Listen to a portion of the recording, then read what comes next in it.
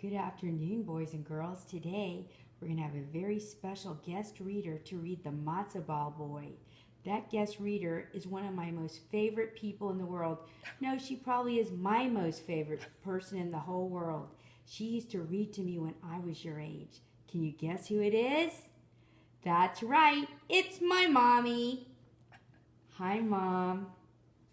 Hi, boys and girls. You can call her Nana. She's really, really nice. My kids call her Nana. Yes. Can you read us a book? Yes, I will. Okay, thank you. All right, here we go. Okay.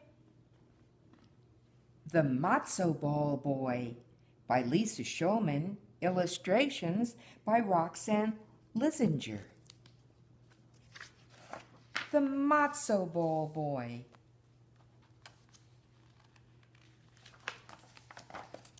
Once upon a time, there was an old grandmother, a Bubbe, who lived all alone. She lived in a tiny cottage at the edge of a small village, in a far-off country whose name sounded like a sneeze. Her children were grown with children of their own. But could they be bothered to visit their mother? Not that she was complaining, but she couldn't help feeling lonely. Soon Passover would be here, and there was no one to come to her Seder, the holiday dinner. No one to help retell the Passover story. No one to eat her sweet apple and walnut haricot and sip her delicious matzo ball soup. So, the morning of the Passover, the Bubbe decided to make herself a matzo ball boy. A friendly face in her soup was better than nothing, she thought. So she mixed matzo meal with eggs, oil, salt, water, and from the dough she shaped a soft little body and a round matzo ball head. She gave him a carrot-sliced nose, a curving celery mouth, and peppercorn eyes and buttons. Then she plopped him into a pot of chicken soup to cook. Soon the most delicious smells wafted from the bubbling pot. When the old woman lifted the lid to see if the matzo ball boy was done, out he jumped. "Oi!" she cried in surprise. "And where do you think you're going, my little matzo ball boy?" Oh, so cute. The matzo ball boy puffed out his soft little chest. "Boy schmoy, I'm the matzo ball man, Bubbe, and I'm off to see the world."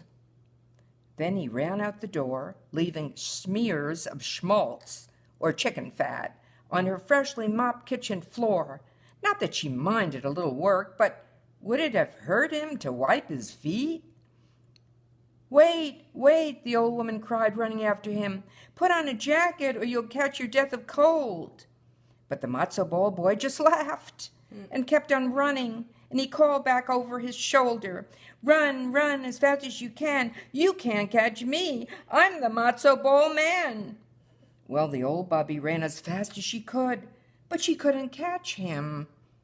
The matzo ball boy ran on and on through the village. As he passed the tailor shop, the Schneider put the last stitch in the rabbi's good coat, which he was patching for Passover, then rubbed his stomach. "Oi, oi, you look good enough to eat, little matzo ball boy." But the matzo ball boy just laughed and kept on running. He called back over his shoulder, "I've run away from my Bubbe, and I can run away from you too. So run, run as fast as you can. You can't catch me. I'm the matzo ball man." Well, the Schneider and the old Bubbe ran as fast as they could, but they couldn't catch him. The matzo ball boy ran on and on. Soon he passed the Yenta, the village gossip, and her 10 children coming home from the market with apples, nuts, and bitter herbs for their Seder. The Yenta dropped her basket and cried, "Oi, oi, you look good enough to eat, little matzo ball boy." But the matzo ball boy just laughed and kept on running. He called back over his shoulder, "I've run away from my Bubbe and the Schneider, and I can run away from you too." And then, just to show off, he repeated, "Run, run as fast as you can." 11 times, once for each of the children and one more for the Yenta herself. The Yenta, her children, the Schneider, and the old Bubbe ran as fast as they could, but they couldn't catch that Matzo Ball Boy. Then the Matzo Ball Boy ran faster than ever. It wasn't long before he came to the rabbi on his way to the synagogue. The rabbi licked his lips and said, "Oi, oi, you look good enough to eat, little Matzo Ball Boy."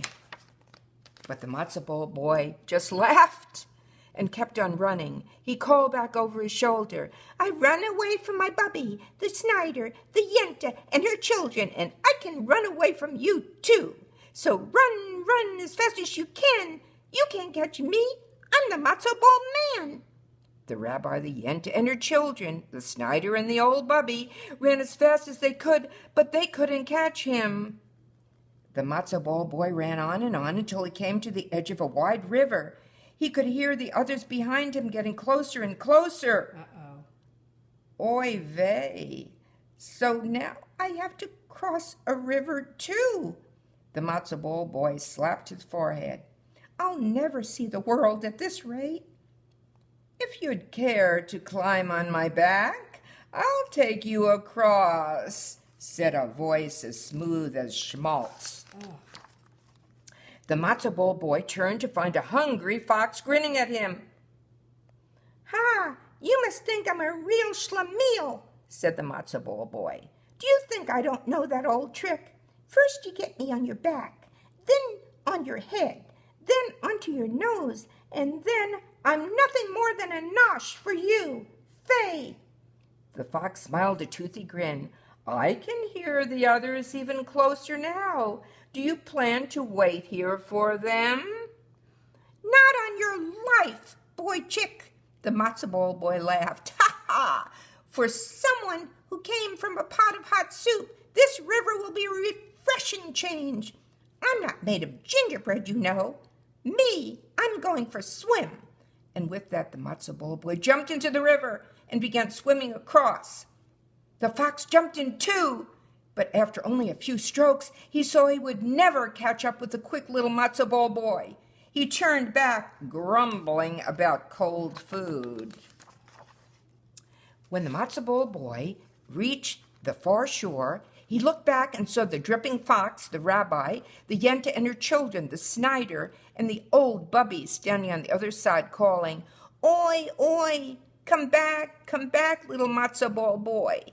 But the Matzo Ball Boy just laughed, "Ha ha," and called, "Swim, swim as fast as you can. You can't catch me.